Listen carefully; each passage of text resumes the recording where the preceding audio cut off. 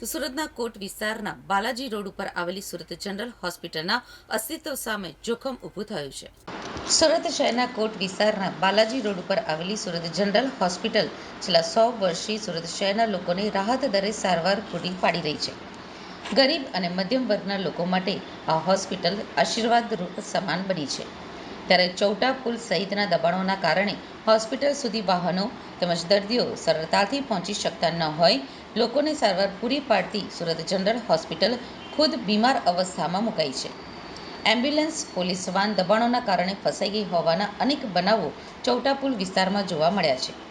Surat general hospital ગરીબ અને મધ્યમ વર્ગના લોકો માટે ફરીથી ધમધમતી થાય તે માટે સુરત જનરલ હોસ્પિટલની સુરત ચેરિટી ફંડ કમિટીના પ્રમુખ સુનિલ મોદીએ 1 માસ પૂર્વે ગૃહમંત્રી હર્ષ સંઘવીને લેખિતમાં રજૂઆત કરી દબાણો દૂર કરવાની માંગણી કરી છે. તેઓએ રજૂઆત કરતાં કહ્યું હતું કે 100 વર્ષ જૂની હોસ્પિટલ ફેરિયાઓ અને દુકાનદારો દ્વારા રોડ ઉપર કરવામાં આવતા ગેરકાયદે અતિક્રમણ એન્ક્રોચમેન્ટના કારણે બંધ થવાને આરે આવી ગઈ છે. આ બાબતમાં અનેક વખત ફરિયાદ કરવા છતાં મહાનગરપાલિકાના સંબંધિત વિભાગ દ્વારા કે ટ્રાફિક પોલીસ દ્વારા કોઈ જ કાર્યવાહી કરવામાં આવતી નથી. ગૃહમંત્રીના આદેશથી હોસ્પિટલની આસપાસના દબાણો દૂર થઈ શકે છે તેવી આશા પણ પત્રમાં વ્યક્ત કરવામાં આવી. ગુજરાત રાજ્યના માન્ય ગૃહમંત્રી શ્રી હર્ષભાઈ સંઘવીને પત્ર લખીને સુરત જનરલ હોસ્પિટલને બચાવવા માટેની જે અપીલ કરી છે, આ માટે ઘણા વર્ષોથી રજૂઆતો હું પણ કરતો રહ્યો છું. આ જ વિસ્તારના પ્રતિનિધિ તરીકે વારંવાર મેં મહાનગરપાલિકાને, પોલીસ કમિશનરને પત્રો લખ્યા છે, પરંતુ રૂટીન મુજબ 2-4-5 દિવસ કામગીરી ચાલે છે અને કોઈક ને કોઈક કારણસર એ કામગીરી પાછી બંધ કરી દેવામાં આવે. દાસ સાહેબના ટાઈમમાં દાસ સાહેબે 3 મહિના માટે આ દબાણ ખસેડી નાખેલું હતું. પુષ્કળ સારી રીતે કામગીરી તે સમયે થઈ હતી.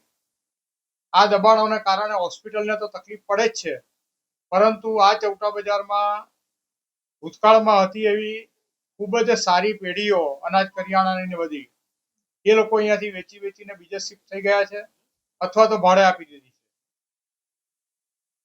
મને લાગે છે કે સુરત મહાનગરપાલિકા ચૌટા બજાર વિસ્તાર એટલે ખરેખર તો કોટ વિસ્તાર આખો હું કહું તો એ ભૂલી ગઈ છે કે આ સુરત મહાનગરપાલિકાની હદમાં આવે છે.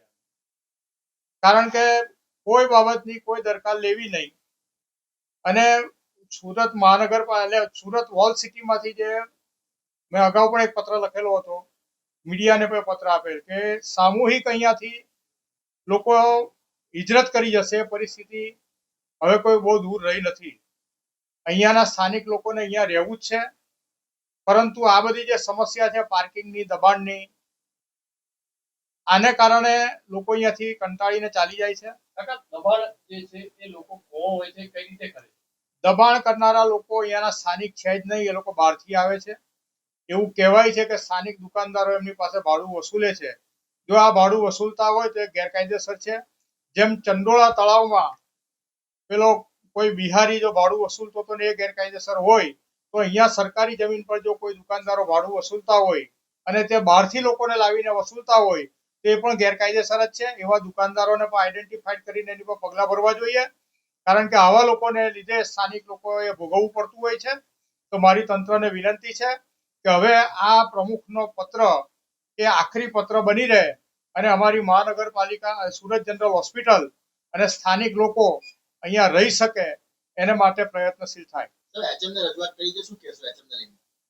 હવે તો એમણે જે પત્ર મેં વાંચ્યો છે એમાં તો એમણે જે બહુ દર્દભરી રીતે લખ્યું છે કે અમને ખાતરી છે કે પોલીસ ગૃહમંત્રીનું તો સાંભળશે જ.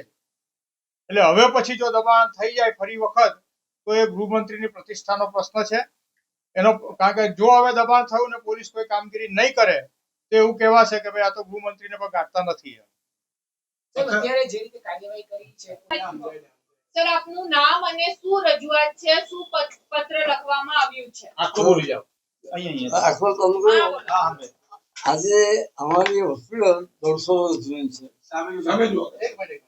પરંતુ હમણાં છેલ્લા વર્ષો જે ફેરિયાઓ બેસે છે તેમને લીધે એમ્બ્યુલન્સ ગાડી બી આવી શકતી નથી. પર્ટિક્યુલરલી જો સાંજના તમે આવો 5 વાગે તો કોઈ ગાડી આવી શકે નહીં. હવે એને માટે અમે આ દૂર કરવા માટે કાગળો ઘણા લખ્યા લોકલ પોલીસે. ત્યાર પછી અમે તો અમદાવાદને કાગળ લખ્યો છે. હવે મેઇન વસ્તુ એ છે કે આ ફેરિયાઓની સામે અમારી ફરિયાદ નહીં મળે, પણ હકીકત તો ગવર્મેન્ટે લોકોને અમે આટલી રજૂઆત કરી તો કોઈ જગ્યાએ માર્કેટ આટલા એરિયામાં કોઈ બિલ્ડિંગ એક્વાયર કરીને તો માર્કેટ બનાવી જોઈએ. શું માંગ કેટલું છે? હેરાન થવું પડે છે એમ્બ્યુલન્સ ને કેટલું હેરાન થવું પડે હે?